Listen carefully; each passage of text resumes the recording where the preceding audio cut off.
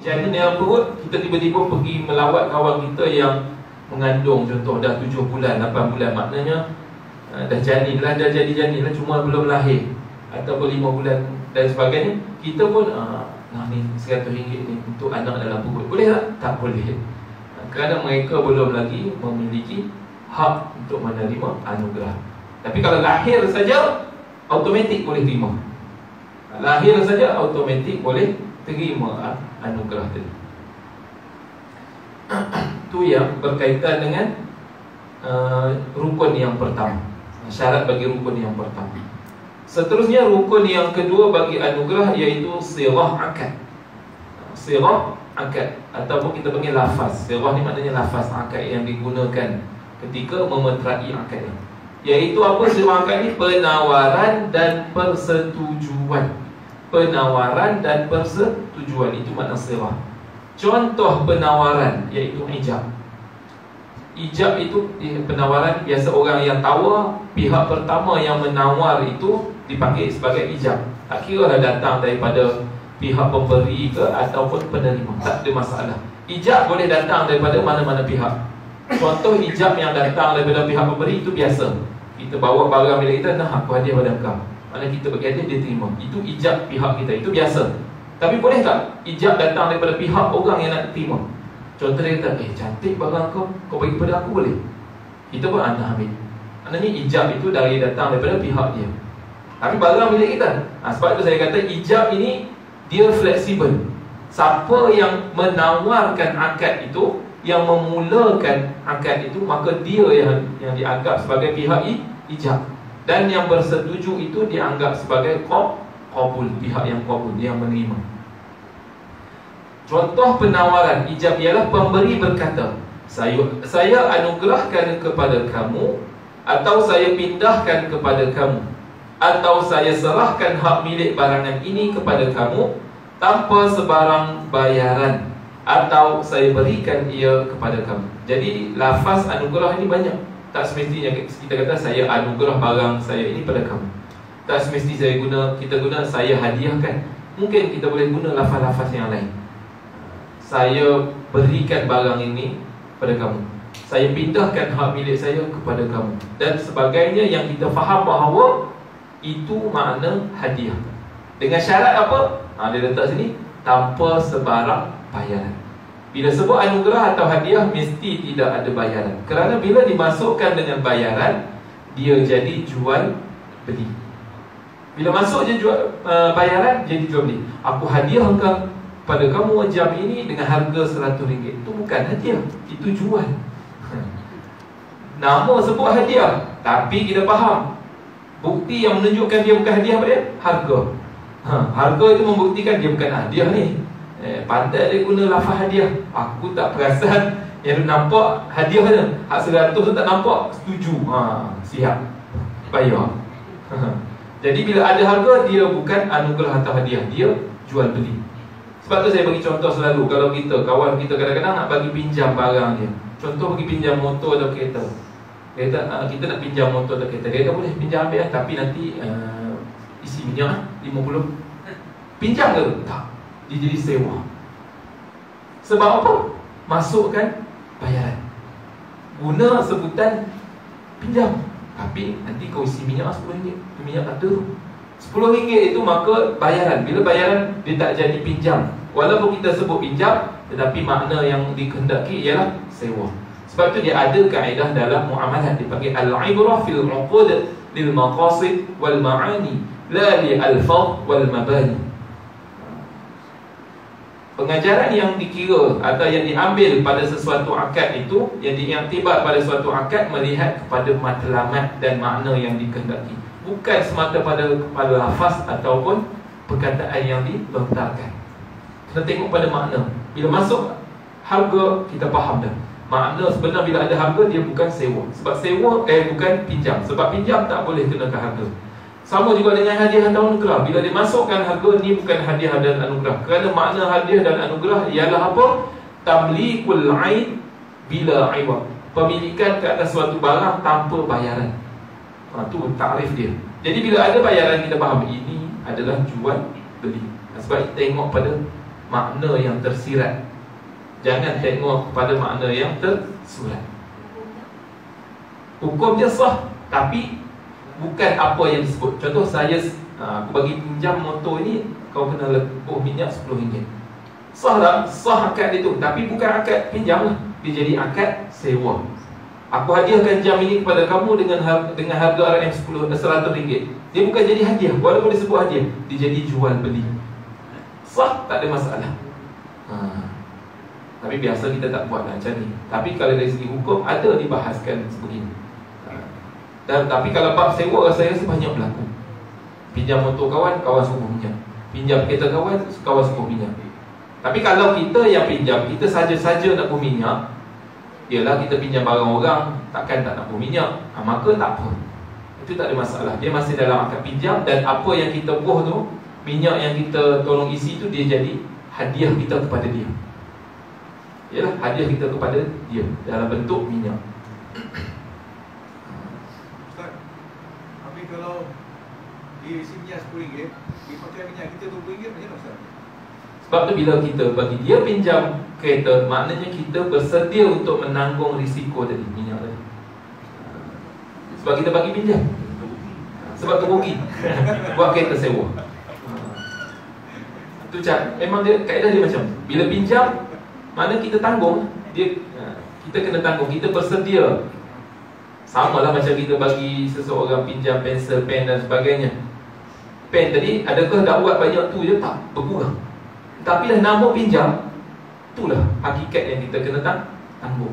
Dia tak kira hutang dengan kita Ustaz? Dia tak kira hutang, sebab kita yang benarkan dia pinjam. Sebab tu nak bagi pinjam, tolonglah isi minyak. Tengok kurang, isilah minyak. Mana kita sewa lah tu, tapi murah je lah dengan kawan-kawan RM10. Tapi kalau pergi sewa dekat ke tempat menyewa kereta, satu hari dah 100. Tengok jenis kereta. Kalau kereta yang 2.0, 2.5, siap 2-300. Jadi kita kawan-kawan lah, kau isi minyak je, isi penuh cukup. Kereta ni tak banyak, penuh 120 je. Nak pinjam pergi kedai depan je, ataupun nak pergi kerja kejap je, tak jauh. Jadi kena jaga-jaga. Sebab tu kita kata sirah yang diguna, lafaz nak guna apa saja, yang penting makna kita faham bahawa dia membawa maksud anugerah. Berikan ke, hadiahkan ke, anugerahkan ke, pindah milik ke, apa sahaja yang dia guna, yang penting difahami makna ialah hadiah dan anugerah. Dan mesti tanpa bayaran. Itu syarat dia. Sirah yang diguna, itu contoh ijab. Begitu juga dengan ungkapan saya berikan kamu makanan ini, atau saya jadikan baju ini hak kamu.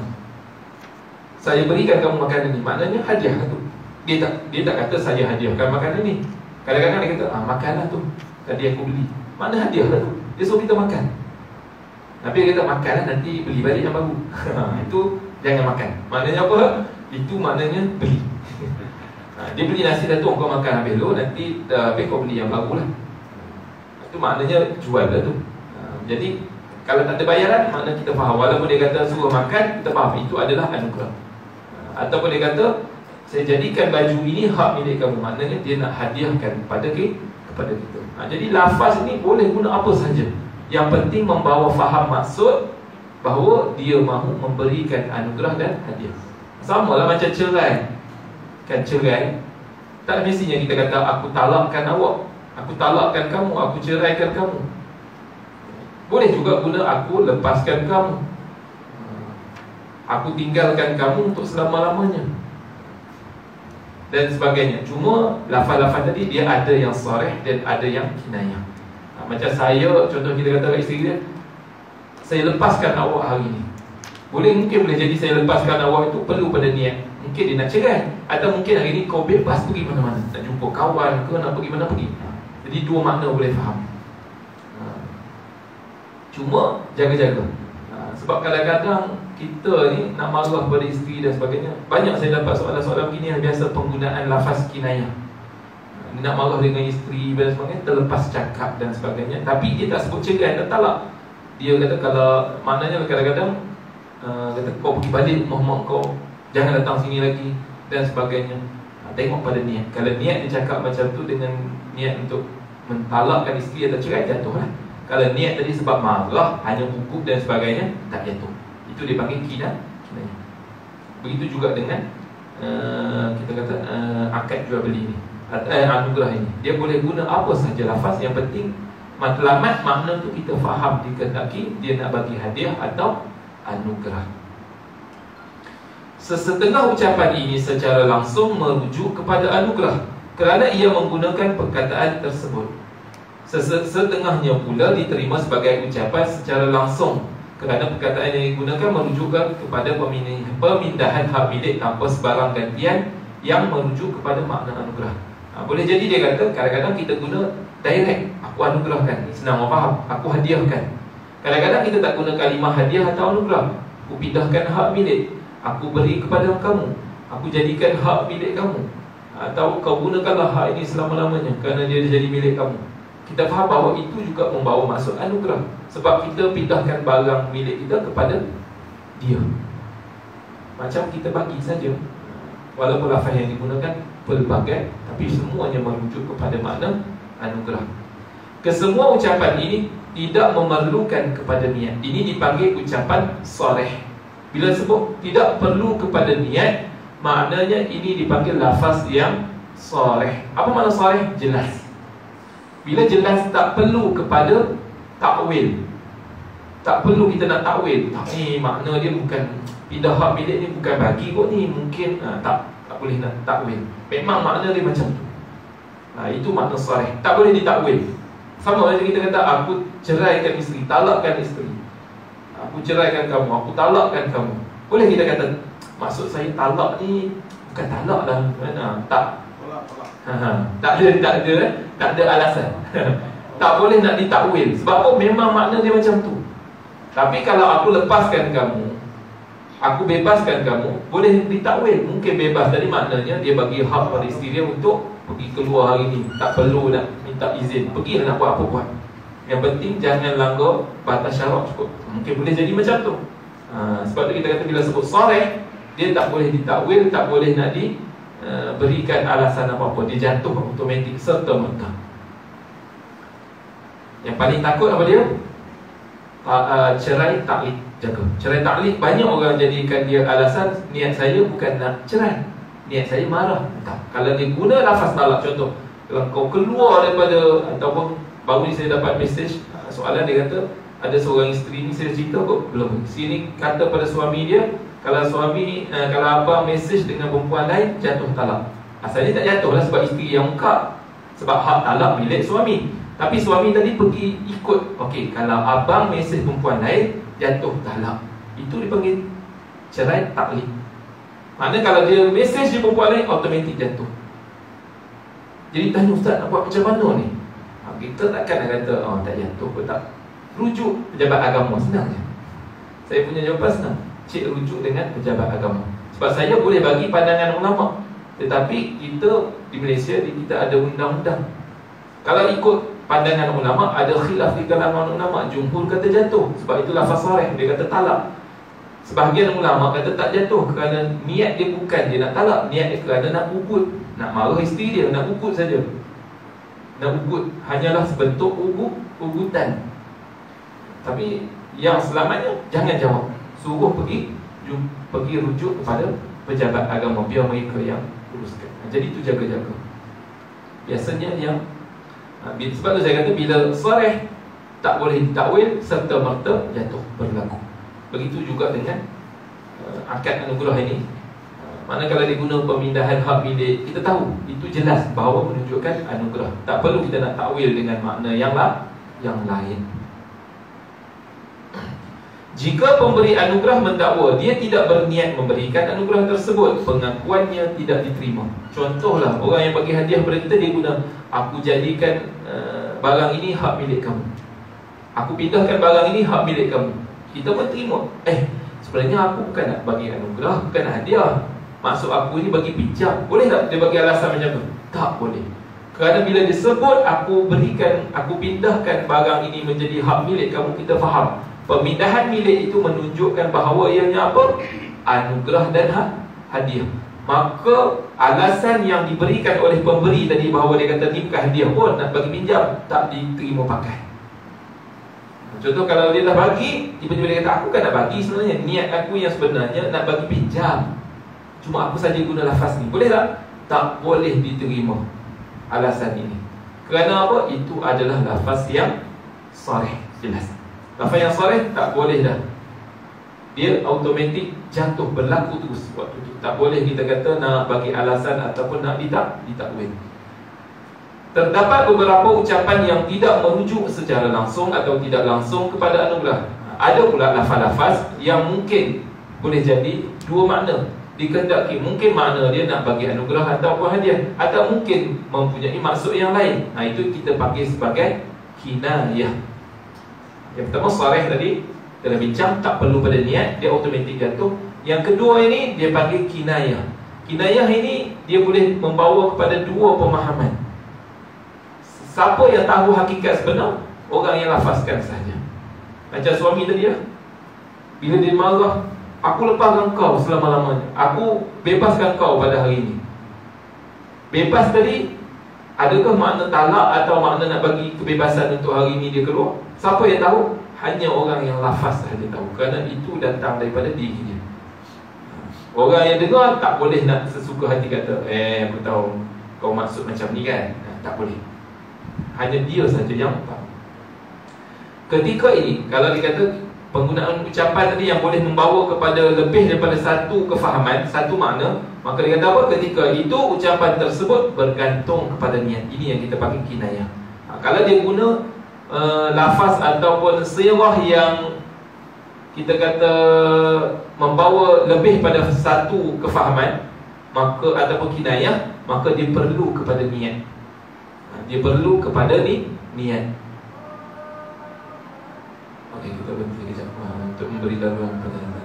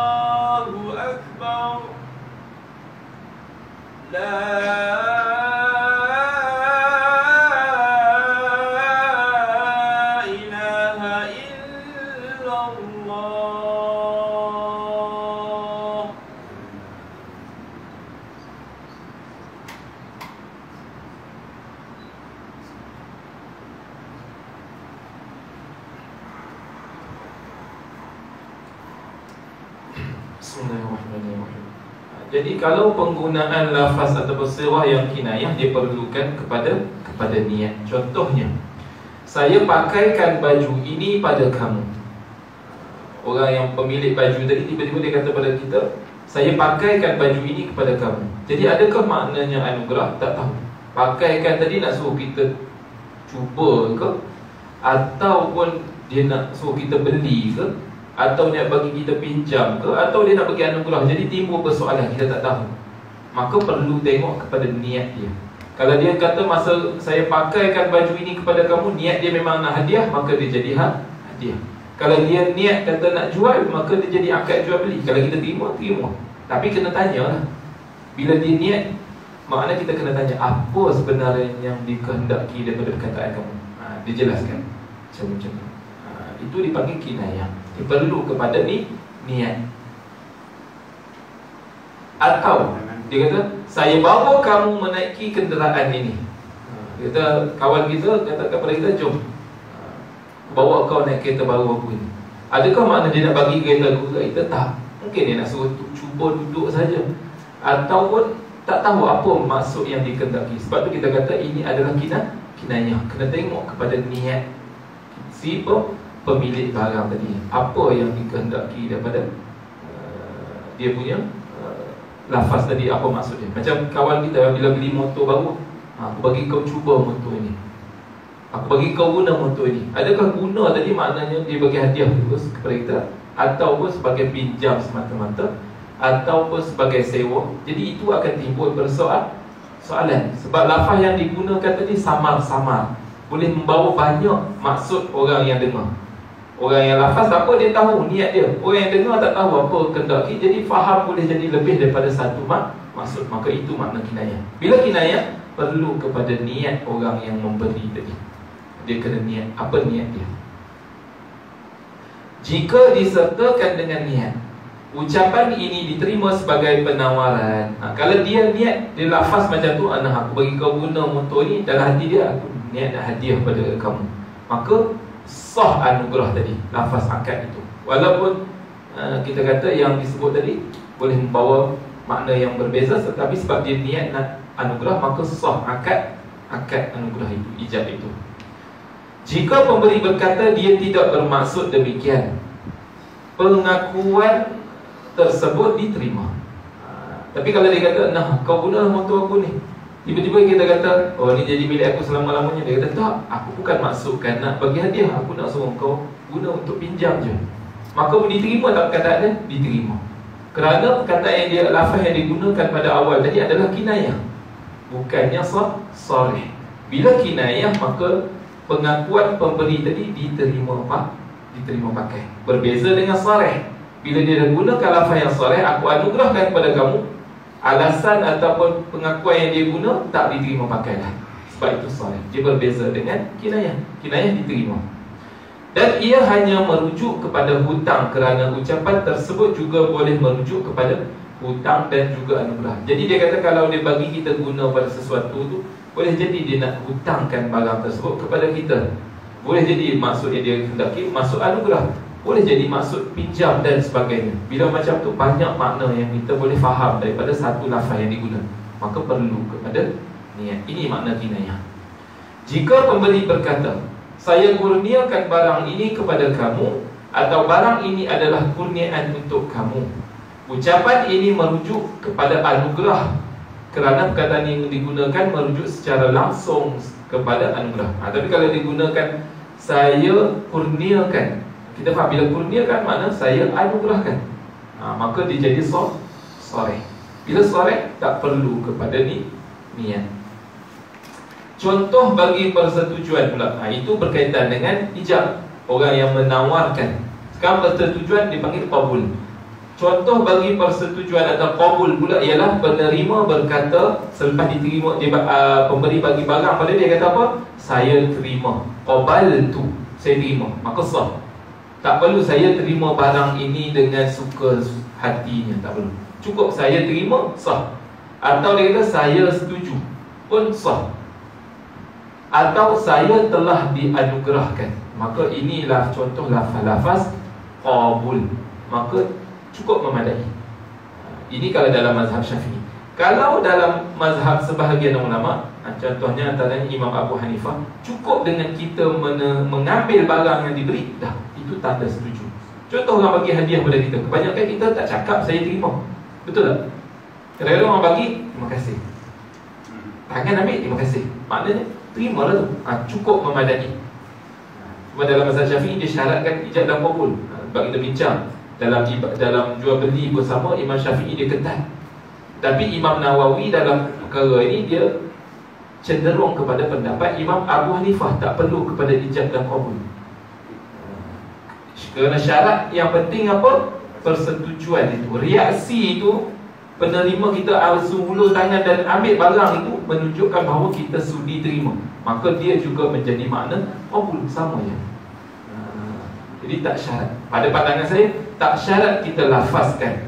Orang yang terima tadi tak syarat. Orang yang beri kena lafazkan. Orang yang terima tak perlu dia lafazkan qabul. Dia hulur tangan, itu juga adalah makna qabul. Dia ambil, dia simpan. Dia ambil, terima kasih. Susah je nak bagi. Lepas ni bagi lagi. Itu makna dia terima lah tu. Wallahualam. Habis berkaitan dengan rukun yang kedua. Belum masuk syarat-syarat dia lagi. Wallahualam. Ada soalan? Ustaz, tanya, sah tak kita punya lafaz tu, kita punya ijab dan kabul tu, kalau kita dalam keadaan sangat marah, sah tak lafaz? Dalam keadaan sangat marah. Sangat marah. Okey. Contoh kita nak marah. Ambil hadiah barang yang ambil tu kau. Okey, sah ataupun tidak. Okey. Sebahagian jumhur ulama dia tak melihat pada keadaan orang melafazkan, dia melihat kepada sirah yang digunakan. Sekiranya sarih jatuh. Sama macam talak. Biasa talak adakah ketika bahagia orang talak? Tak ada. Bahagia ni kahwin, bahagia ni tiba-tiba saya talakkan awak. Tak ada. Biasa talak ni berlaku ketika marah. Betul tak? Betul tak yang suami-suami ni? Betul. Tak puas hati dengan isteri ni, tak dengar cakap, ataupun keluar dengan lelaki lain, ataupun apa, suami tegur tak nak terima dan sebagainya, nusyuz. Jadi suami dah marah, talak. Adakah bila kita kata talak dalam keadaan marah tak jatuh talak? Tak, tetap jatuh. Maka pandangan jumhur yang kuatnya, orang yang bagi anugerah dan hadiah jadi walaupun dalam keadaan marah, sekiranya lafaz yang dia gunakan itu sarih, maka jatuh. Maka jatuh. Walau bagaimana keadaan dia pun. Wallahualam. Ada lagi soalan? Ada? Ada? Okey, tak ada? Okey, cukuplah sekadar itu untuk malam ni. Yang baik datang daripada Allah Subhanahu Wa Taala, kekurangan daripada diri saya sendiri, saya mohon maaf atas salah dan silap. Moga apa yang kita bincangkan pada malam ini memberi manfaat yang besar kepada kita, kepada diri saya sendiri. Wabillahi taufiq wal hidayah. Wassalamualaikum warahmatullahi wabarakatuh. Bismillahirrahmanirrahim. Alhamdulillahirabbil alamin. Wassalatu wassalamu ala asyrafil anbiya'i wal mursalin wa ala alihi washabbihi ajma'in. Allahumma faqihna fid din wa 'allimna at-ta'wil wa ihdina siratal mustaqim. Allahumma 'allimna ma yanfa'una wa anfa'na ma 'allamtana wa zidna 'ilman nafi'an. Wa sallallahu ala sayyidina Muhammadin wa ala alihi washabbihi ajma'in. Alhamdulillahirabbil